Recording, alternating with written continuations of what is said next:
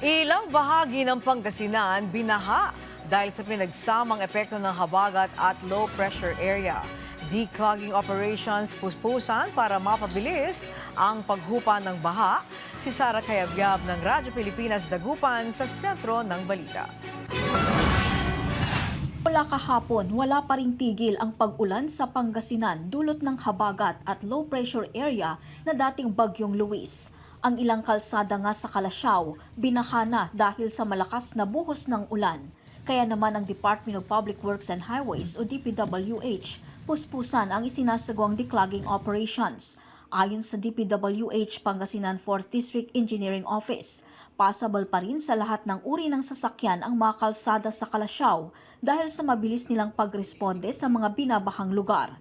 Kabilang sa mga tinututukan ng maintenance team ng kagawaran ay pagtanggal sa mga baratong drainage at pag-aalis sa mga naipong basura at iba pang sagabal sa maayos na daloy ng tubig. Sa kalapit na lungsod ng Dagupan naman, bagamat nakaranas ng pagbaha, partikular sa Mayombo District, dulot ng pag-ulan ay naging mabilis din ang paghupa ng tubig. Sa ngayon, patuloy na nakamonitor ang provincial government ng Pangasinan para agad makatugon sa pangangailangan ng mga residente rito. Una nang sinuspindi ang pasok sa mga eskwelahan at mga tanggapan ng pamahalaan sa lalawigan.